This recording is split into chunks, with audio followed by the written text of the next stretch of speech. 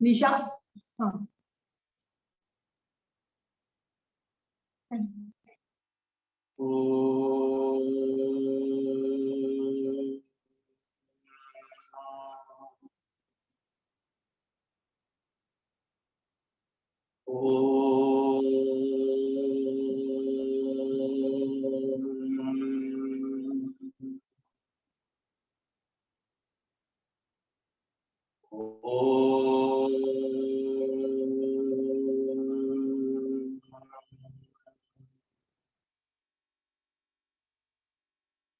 ओम सहना भवतु सहनौ भुनक्तु सह वीर्यं करवावहै तेजस्विनावधीतमस्तु मा विद्विषावहै। ओम शांति शांति शांति। गुरुर्ब्रह्मा गुरुर्विष्णु गुरुर्देवो महेश्वरः गुरुरेव परब्रह्म तस्मै श्री गुरवे नमः। सच्चिदानंद रूपाय विश्वोत्पत्त्यादिहेतवे तापत्रय विनाशाय श्रीकृष्णाय वयं नमः।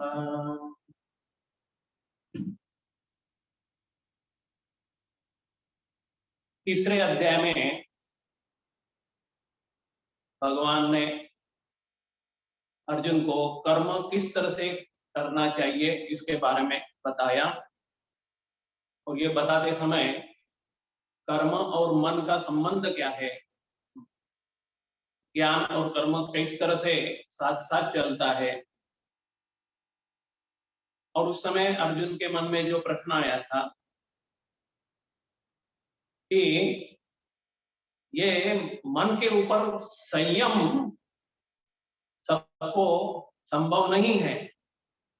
उस समय परमेश्वर ने, भगवान श्री कृष्ण जी कहते हैं कि अभ्यास करना चाहिए बार बार, तो फिर कठिन बात जो है वो भी सुलभ हो जाती है। और ये जो कर्मयोग बताया हुआ था उसके बारे में ही भगवान और आगे चौथे अध्याय में शुरू करते हैं। अभी आज हम चौथा अध्याय शुरू करेंगे। ओम श्री परमात्मने नमः। अथ चतुर्थोऽध्यायः। शुरुआत भगवान ही करते हैं और भगवान कहते हैं कि ये जो योग है, कर्मयोग, इसका और ज्ञान का जो संबंध है, ये योग पहले से ही चलते आया है, ये कुछ नई बात नहीं है। और सबसे पहले मैंने वो भगवान कहते हैं कि मैंने सूर्य भगवान को दिया था। सूर्य भगवान ने मनु को दिया था और मनु से आगे अन्य राजाओं को मिलते मिलते, ऋषियों को मिलते मिलते वो चल रहा था। बाद में ऐसे हो गया कि बाद में वो लुप्त हो गया, क्योंकि ये जो कुछ परंपरा होती है ये जब कंटिन्यूअसली आगे आगे चलती रहती है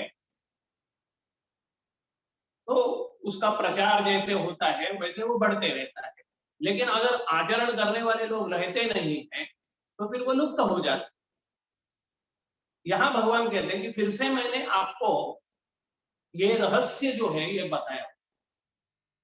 अभी रहस्य सुनने के बाद अर्जुन के मन में प्रश्न आ गया कि ये तो रहस्य है, लेकिन मुझे दूसरा ही प्रश्न निर्माण हो रहा है, तो मैं पूछूं क्या? भगवान ने कहा पूछो। तो अर्जुन ने प्रश्न पूछा कि ये रहस्य आप बोल रहे हैं, लेकिन मुझे दूसरी ही बात लगती है कि आपने कहा ये पहले सूर्य भगवान को बताया और अभी आप मुझको बता रहे हैं।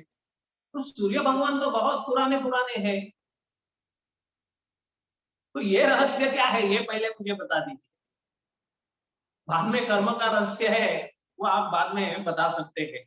देखिए ये हिंदू शास्त्र की वैशिष्ट्यपूर्ण बात है कि यहाँ अगर कोई शंका है, प्रश्न है, तो वो प्रश्न पूछा जा सकता है।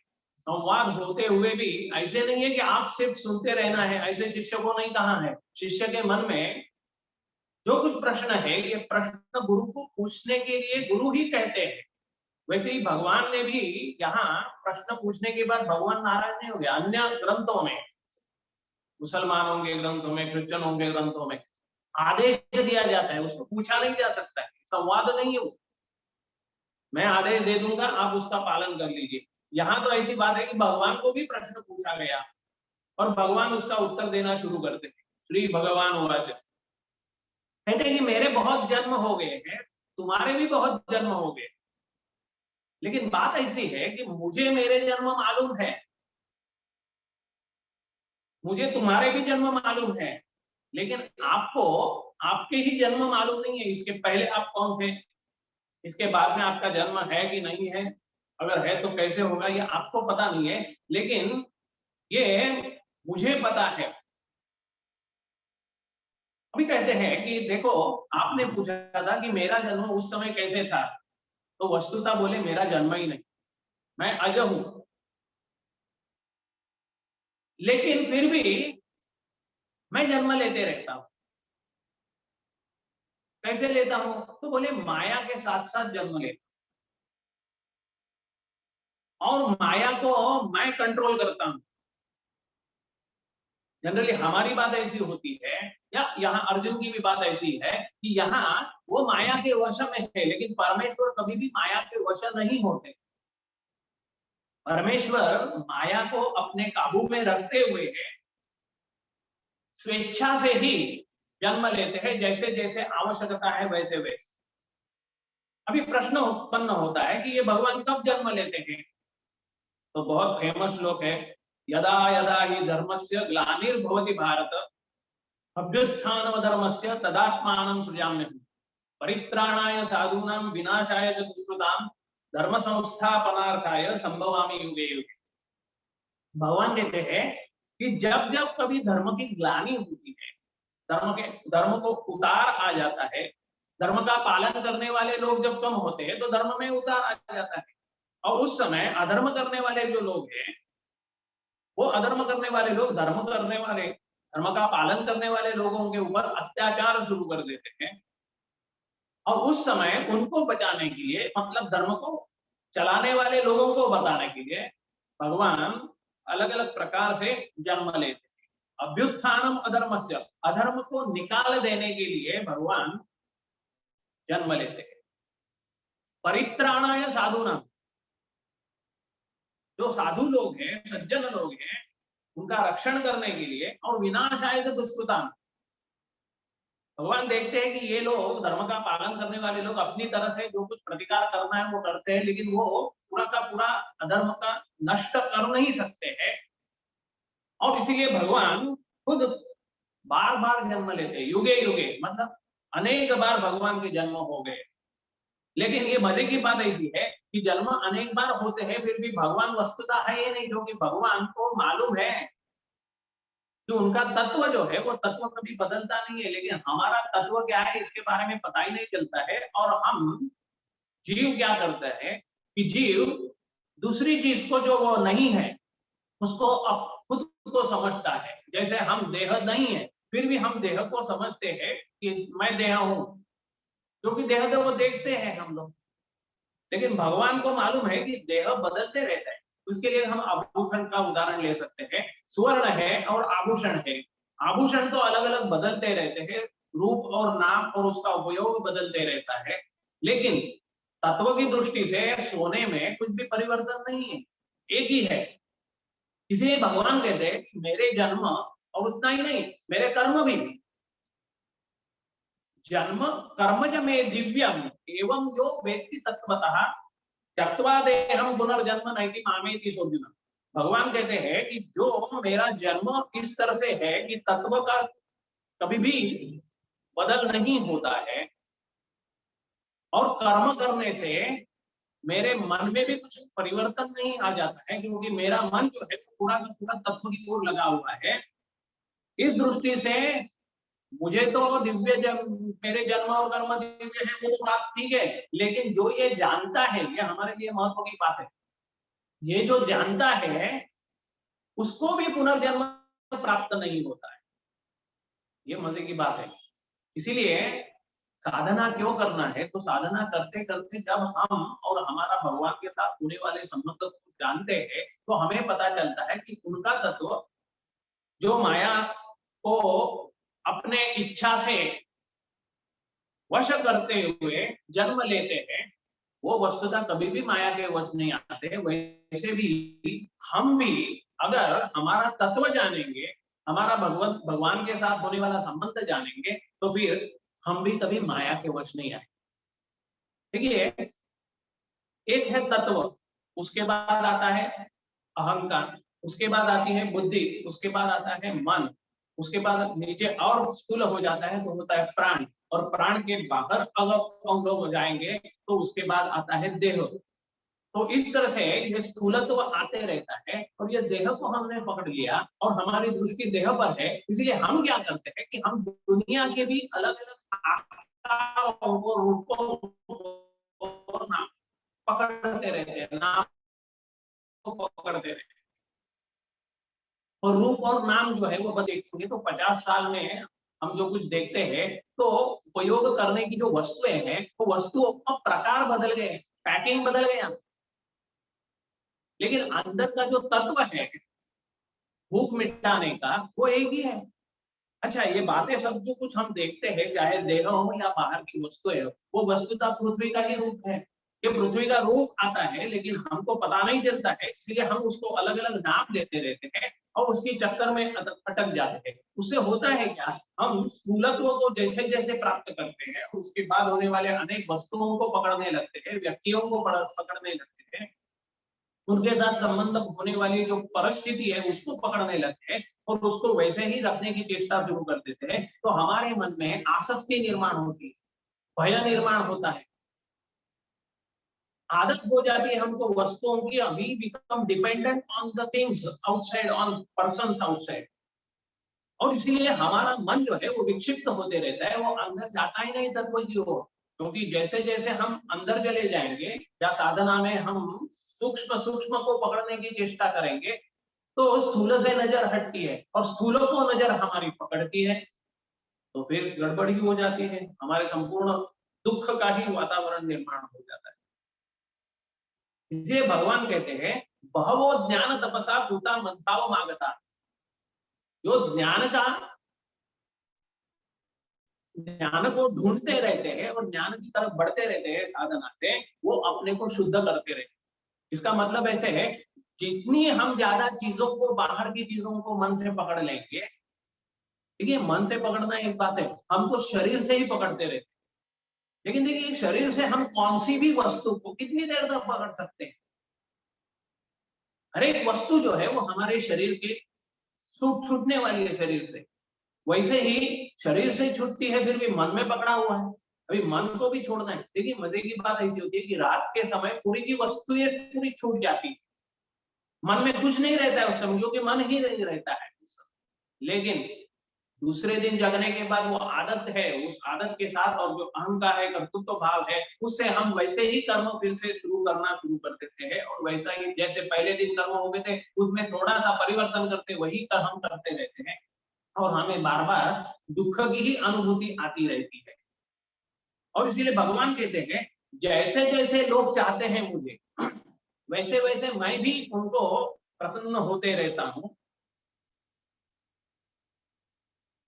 इतना ही नहीं, भगवान कहते हैं कि जैसे आप मेरा भजन करते हो वैसे मैं भी आपका भजन करते रहता हूँ। इसका मतलब अगर हम लोग अगर भगवान को नहीं देखेंगे और वस्तुओं को देखेंगे तो भगवान भी कहते हैं कि चलो इसको वस्तु में प्यार है ना, चलो इसको वस्तु कभी देते हैं, कभी कम देते हैं, कभी ज्यादा देते हैं, लेकिन वो हमें वस्तुओं में ही अटका के रखेंगे। तो वो वस्तुता वो हमको नहीं अटकाते हैं, हम ही हमारे मन से भगवान को छोड़ते हैं और वस्तुओं में अटक जाते हैं। इसलिए भगवान एक दृष्टि से बोले तो सहायता करते रहे, और अगर हम वस्तुओं को अलग दूर रखते हुए, छोड़ते हुए जब तत्व की ओर जाना शुरू कर देते हैं तो भगवान भी अपना स्वरूप जो है वो ज्यादा ज्यादा अच्छी तरह से प्रकट करते हैं। और अर्जुन को कहते हैं कि ऐसे जिन जिन लोगों ने किया था उन्होंने अपने को शुद्ध कर लिया, उसमें ऋषि है, देव है, सिद्ध बनते हैं वो लोग। और बोलते हैं कि भगवान कहते हैं कि ये सृष्टि जो बनी हुई है ये चातुर्वर्ण से बनी हुई। उसके 4 प्रकार के अलग-अलग वर्ण हैं। उसमें है ब्राह्मण, क्षत्रिय, वैश्य और शूद्र। ये भी हमारे हिंदू धर्म की विशेषता है। लेकिन यहाँ ऐसे भगवान नहीं कहते कि ये जो है वो जन्म से निर्माण होता है। भगवान कहते हैं चातुर्वर्ण्यम मया सृष्टम गुण कर्म विभागशः तस्य कर्तारम अपि मां विद्यकर्तारम अव्ययम्। कहते हैं ये जो 4 वर्ण है ये वर्ण गुण और कर्म से होते हैं। कर्म कौन से करते हैं? शूद्र किस तरह से कर्म करते हैं, वैश्य किस तरह से कर्म करते रहते हैं। ब्राह्मण जो है वो विचार करेगा और तत्वों को ढूंढने की चेष्टा करेगा, इसलिए ब्राह्मण का कर्म अलग होता है। क्षत्रिय जो है वो रक्षण का कार्य करते रहते, इसलिए उनका कर्म अलग है। वैश्यों का कर्म जो है वो कर्म सबको जो कुछ उपलब्ध चीजें है वो चीजें यहाँ की वहां, वहां की यहाँ, इस तरह से एक देश से दूसरे देश में वस्तु लेकर उनको वो बेचते हैं और उसमें बीच में जो फायदा आता है वो उनका, इस तरह से वो देखते हैं। और शूद्र ये जो है कि शूद्र नाम किस लिए दिया हुआ है, ये लोग सोचते नहीं है ज्यादा, आप कर्म बताइए वैसे हम कर्म करेंगे। और इस तरह से भगवान कहते हैं कि कर्म की तरफ। दूसरा है गुण। गुण यानी 3 गुण है हमारे अंदर, एक है सत्वगुण, एक है रजोगुण, एक है तमोगुण।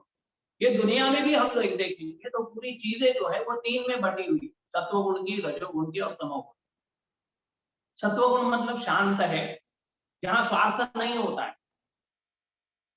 उस दृष्टि से अगर वो आदमी कर्म करेगा तो उसका परिणाम अलग होता है। रजोगुण मतलब उसको कुछ ना कुछ चाहिए। इस दृष्टि से जब देखेगा तो वो व्यक्ति का कर्म अलग बन जाता है। और तमोगुणी मतलब उसका ध्यान नहीं है बराबर, बिल्कुल जानता नहीं है और कुछ ना कुछ करते रहते हैं, गलतियां होती रहती है, बीच में नींद आती रहती है। इस दृष्टि से कर्म करते रहेंगे तो अलग बात होती है। तो इस तरह से ये सृष्टि की पूरी सृष्टि ये 4 गुणों से भरी हुई है, 3 गुणों से भरी हुई है और चतुर्वर्ण से भरी हुई है। हमारे अंदर भी अगर हम दृष्टि से देखेंगे तो हम भी कभी-कभी ब्राह्मण का व्यवहार करते रहते हैं। कभी प्रोटेक्शन, दूसरों को अपना खुद का प्रोटेक्शन ये क्षत्रिय का व्यवहार होता है। हमारा जो पेट है ये पेट बांटने का काम करते रहता है, वो वैश्य का काम करता है। और हमारे इंद्रिय जो है ये इंद्रिय मन का सुनते रहते हैं और वैसे कार्य करते रहते हैं। उसमें पैर आ गए, हाथ आ गए, इस तरह से ये इंद्रिय जो है वो शूद्रों का। इसका मतलब हमारा एक शरीर जो है उसमें भी 4 वर्ण भरे हुए हैं, 3 गुण भरे हुए हैं। इस दृष्टि से जब देखेंगे तो भगवान कहते हैं कि आप देखेंगे तो ये गुण भी मेरे नहीं है, ये माया के गुण हैं। इसीलिए माया की दृष्टि से देखेंगे तो मैं करते हुए दिखाई देता हूँ, लेकिन वस्तुतः मैं करता नहीं हूँ। और जैसे मैं करता नहीं हूँ वैसे अगर जीव भी अपना कर्तृत्व भाव छोड़ दिए तो फिर जीव भी मुक्त हो जाएगा, कर्म के बंधन में नहीं है। कर्म का प्रॉब्लम क्या है कि कर्म के बंधन में हम लोग आ जाते हैं और कर्म का बंधन होने के बाद हमको दुख होते रहता है। और इसीलिए भगवान कहते हैं जो ये तत्व जानता है चातुर्वर्ण का और 3 गुणों का, ये जानने के बाद वो भी मेरे जैसा कर्म करते हुए भी अकर्ता बन जाता। क्योंकि बोले कर्म जो है ये कर्म बहुत ही अलग अलग प्रकार के नाम उसमें दिए हुए हैं और इसमें मोहित हो जाते हैं हम। कुछ बोलते हैं कर्म है, कुछ विशेष कर्म है, कुछ अकर्म है, विशेष कर्म। कुछ लोग बोलते हैं विपरीत कर्म होते रहते हैं। अकर्म मतलब कुछ लोगों को लगता है बिल्कुल कुछ करना नहीं है, लेकिन कुछ लोग बोलते हैं कि अकर्म मतलब कर्म करना है लेकिन कर्तृत्व भाव को छोड़ते रहना है। जैसे सूर्य आते रहता है जाते रहता है, उनकी अपेक्षा कुछ नहीं है, सब लोग मुझे नमस्कार करें, ऐसी उनकी अपेक्षा नहीं, उनका तो कर्म चल रहे हैं। तो ये कर्म चलता है लेकिन कर्तृत्व भाव नहीं होता है तो उसको अकर्म नाम दिया जाता है। और कुछ लोग अकर्म मतलब उनको लगता है कि कुछ करना ही नहीं है, बैठे रहना है। लेकिन बैठे रहने से हमें बहुत तकलीफ हो जाती है, दुख हो जाता है, जहाँ है उधर ही हम लोग अटक जाते हैं।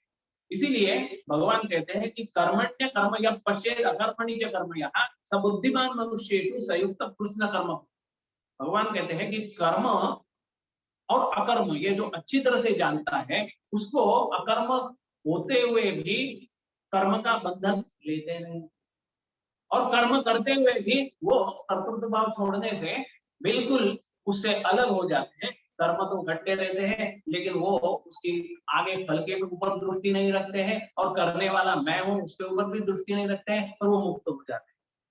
और इस तरह से जो जानते हैं, यस्य सर्वे समारंभा काम संकल्प वर्जिताः ज्ञानान्वितं कर्माणं तमाहुः पंडितम बुधाः, वो पंडित हो जाता है, उनको बहुत ही अच्छा बुद्धि का उपयोग करने वाला जाना जाता है, जो अपने कर्मों के ऊपर होने वाले जो बंधन है, कर्म के ऊपर उठकर अपने सब बंधनों को छोड़ता है, उनको ये जाना जाता है। और उसके मन में कोई भी काम संकल्प ये कुछ रहता ही नहीं है, बिल्कुल वर्जित हो जाता है, और वो शांत हो जाता है बिल्कुल। निराशीर्यत चित्तात्मा त्यक्त सर्व परिग्रह शारीरम केवलम कर्म कुर्वन् नाप्नोति किल्बिषम्, वो शरीर से तो कर्म करते हुए दिखाई देता है, लेकिन मन उसका बहुत शांत हो जाता है, कुछ भी रहता नहीं। मिला कुछ तो वो आनंद से लेता है, नहीं मिला तो फिर से कर्म करते रहता है, उनकी भगवान की इच्छा है, जब मुझे मिलना है तो मिलेगा, इस तरह से वो करते रहता है। और इसीलिए ये दुख के बंधन के चक्कर में भटकता है। देखिए बंधन बंधन बंधन दुख ही है, दुख ही हमारा बंधन है, क्योंकि हम वस्तुतः सच्चिदानंद स्वरूप है, और आनंद के स्वरूप से जो रोकता है, वो दुख ही हमको बंधन के रूप में महसूस होते रहता है। और इसीलिए भगवान कहते हैं, इस तरह से चलने वाले जो लोग हैं, वो कैसे होते हैं, तो उनको सब जगह ब्रह्मत्व का दर्शन होने लगता है। ब्रह्मार्पणं ब्रह्मवि ब्रह्माग्नो ब्रह्मणाहुतम ब्रह्मैव तेन गंतव्यम ब्रह्म कर्म समाधिना, उसको ये संपूर्ण कर्म जो है, जो यज्ञ के रूप में ही दिखाई देता है।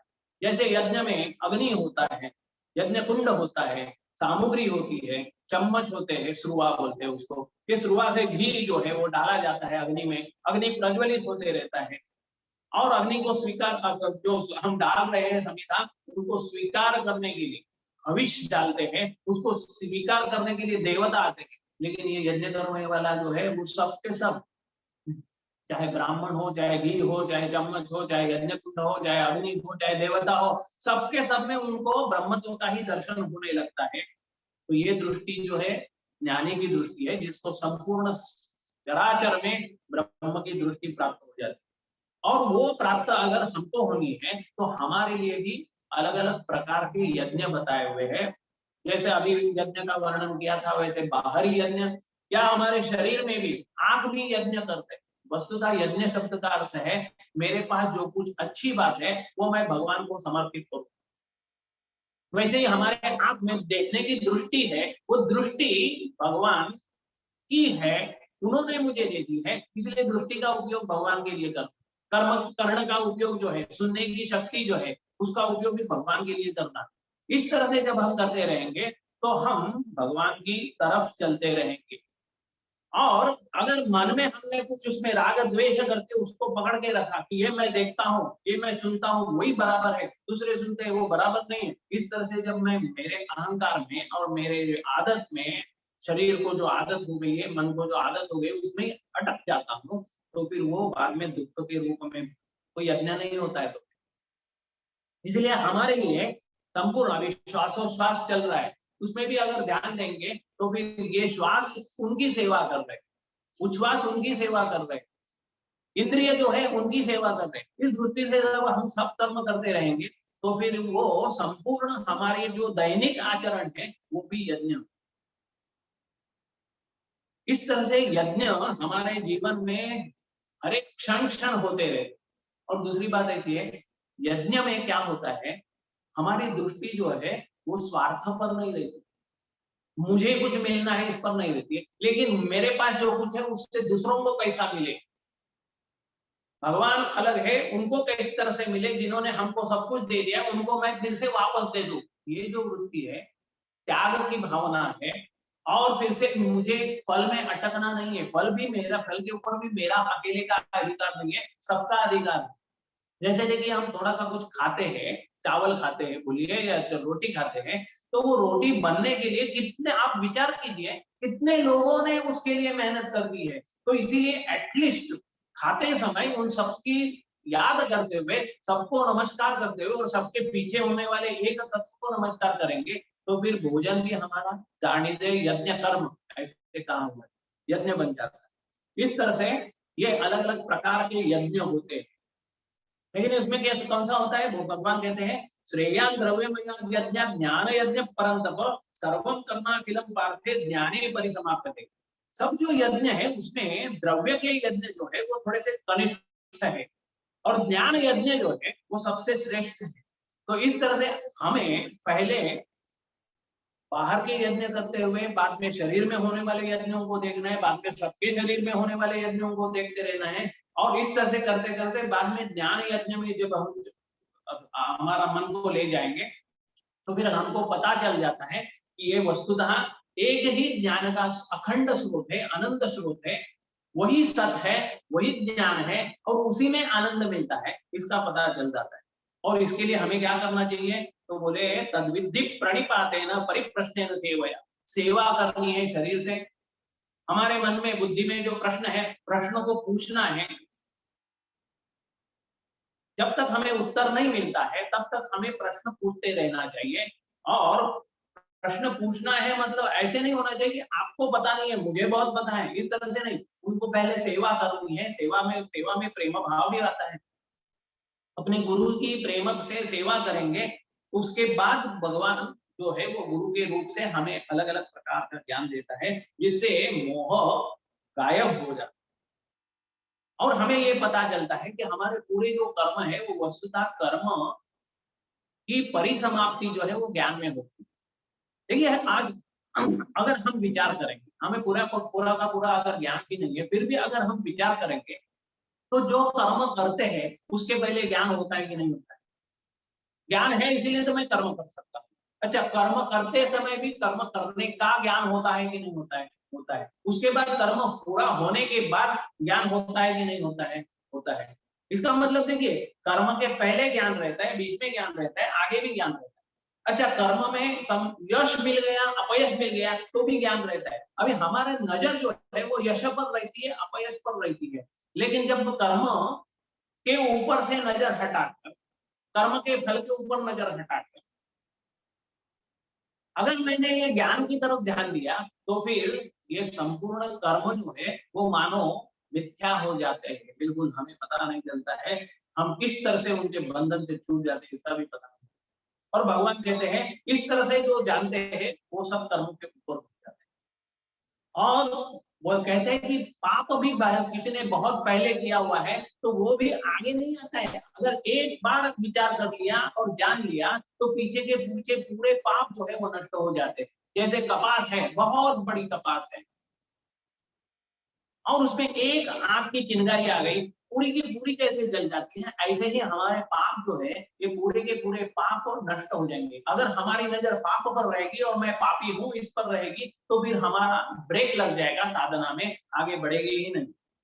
और इसके लिए हमें श्रद्धा की अतिशय आवश्यकता होती है। इसलिए श्रद्धावान लभते ज्ञानम तत्पर संयतेन्द्रिया ज्ञानम लब्ध्वा पराम शांति अचिरेणाधिगच्छति।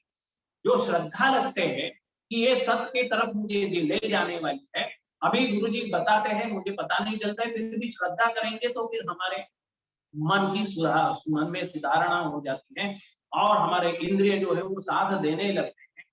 इस तरह से हम आगे आगे बढ़ेंगे और ज्ञान के साथ साथ शांति हमें प्राप्त हो जाती है जिसके लिए हम ये जीवन जो जिस शांति के लिए जीते हैं वो शांति वहां मिल जाती है। और उसके लिए हमें क्या करना है? तो पहले श्रद्धा रखनी है और अगर संशय है तो संशय को निकाल देना है क्योंकि संशय मार देता है, हमको रोक देता है, हमको उधर ही। संशयात्मा विनश्यति ऐसे भगवान कहते हैं। इसीलिए ज्ञान की तलवार से भगवान कहते हैं कि जल्दी से जल्दी ये संपूर्ण अज्ञान को, संशय को हटा दो। तस्माद अज्ञान संभूतम वृत्तम ज्ञानासीनात्मना चित्तवैनम संशयम योगम आत्तिष्ठोत्तिष्ठ भारत। और भारत शब्द का उपयोग करते हैं चैतन्य में रहो, चैतन्य में रममाण हो जाओ तो फिर अपने आप ज्ञान की तलवार से यह संपूर्ण नष्ट हो जाएगा। इस तरह से यहाँ ज्ञान धर्म संन्यास योग समाप्त हो जाता है। चतुर्थ अध्याय भगवान का समाप्त होता है। ओम पूर्णमदः पूर्णमिदं पूर्णात् पूर्णमुदच्यते पूर्णस्य पूर्णमादाय पूर्णमेवावशिष्यते। ओम शांति शांति शांति। हरि ओम।